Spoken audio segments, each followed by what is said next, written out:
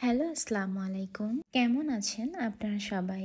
স্ক্রিনে আপনারা দেখতে পাচ্ছেন ছোট ছোট অনেকগুলো মিষ্টি কুমড়া, তাই তো? আপনাদের কাছে হয়তো মনে হচ্ছে এটি একটি ডেজার্ট আইটেম, বাট সারপ্রাইজিংলি এটা হচ্ছে মোমো। আমি এটার নাম দিয়েছি পামকিন ডাম্পলিংস। আমার মনে হয় না এর আগে কেউ এমন দেখতে মিষ্টি কুমড়ার শেপে মোমোস তৈরি করেছে। যাই হোক, আমি এখানে আপনাদেরকে রেসিপিটা দেখিয়ে দিচ্ছি। আমি এখানে নিয়েছি 1 কাপ চিকেন, নিয়েছি পেঁয়াজ কুচি, রসুন কুচি, কাঁচামরিচ কুচি, এলাচের গুঁড়ো, গোলমরিচের গুঁড়ো, আদা কুচি আর শুকনো মরিচ কুচি। মশলার মধ্যে এই রেসিপিতে আমি শুধু এগুলোই ব্যবহার করছি। এবার একটা প্যানের মধ্যে তেল গরম করে সবগুলো মশলা তেলের মধ্যে ছেড়ে দিয়েছি। অল্প একটু লবণ অ্যাড করে মশলাটাকে 2 মিনিটের জন্য তেলের মধ্যে ভেজে নিচ্ছি। একটু ভাজার পরই দেখবেন খুব সুন্দর একটা সেন্ট বের হচ্ছে। মশলাটাকে খুব বেশি সময় ভাজার প্রয়োজন নেই, 2-3 মিনিটের মতো ভাজলেই চলবে। এবং এখানে খুব বেশি মশলা ব্যবহার করারও প্রয়োজন নেই। আপনাদের বাসায় যদি বাচ্চা থাকে সেক্ষেত্রে শুকনো মরিচটাকে স্কিপ করতে পারেন, তবে শুকনো মরিচটা এখানে ব্যবহার করলে খুব সুন্দর একটা ফ্লেভার অ্যাড হয়। আমি সবসময় মোমো বানানোর সময় সবকিছু কাঁচাই ব্যবহার করে থাকি, তবে এই মোমোসটা একটু ডিফারেন্ট। আমি এখানে টুকরো করে রাখা মাংসের পিসগুলোকে অ্যাড করে দিয়েছি।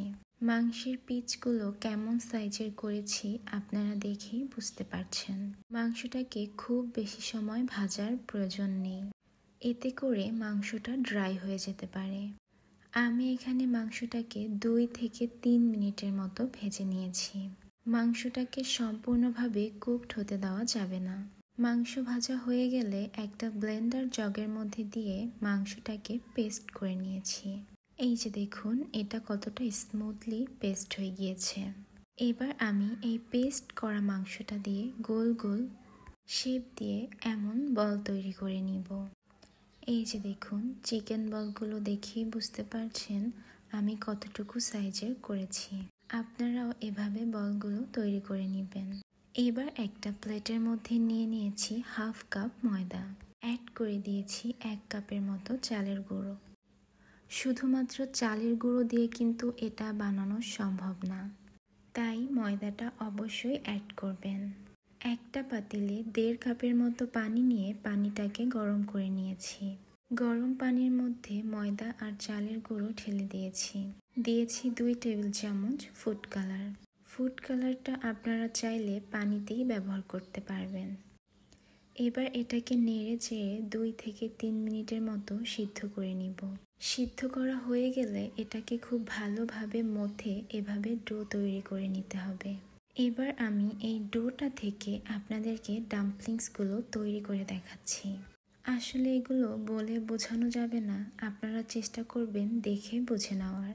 প্রথমেই গোল একটা ডো তৈরি করে তারপর সেটাকে এভাবে স্প্রেড করে এর মধ্যে মাংসের যে গোল বলটা সেটা দিয়ে নিয়েছি।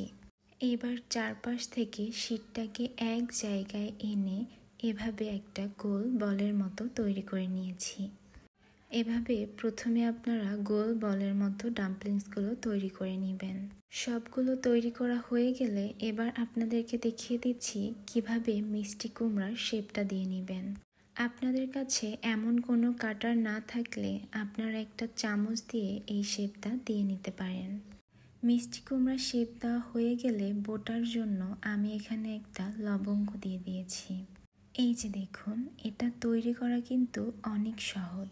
আপনাদের বুঝতে যেন আরও একটু সুবিধা হয় সেক্ষেত্রে আমি আপনাদেরকে আরেকটা ডাম্পলিংস বানিয়ে দেখিয়ে দিচ্ছি। এভাবেই আমি সবগুলো মোমোস বা ডাম্পলিংস তৈরি করে নিয়েছি। এবার এগুলোকে স্টিম করে নেয়ার পালা। একটা রাইস কুকারের মধ্যে পানি গরম করে এর উপরে একটা স্টেইনার বসিয়ে দিয়েছি। স্টেইনারের উপরে সবগুলো মোমোস খুব সুন্দরভাবে সাজিয়ে দিচ্ছি। আপনারা এই মোমোসগুলো বানিয়ে বাচ্চাদের সামনে দিলে খুব সহজেই খেয়ে নেবে। গায়ে হলুদের প্রোগ্রামেও কিন্তু আপনারা এমন একটা আইটেম রাখতে পারেন।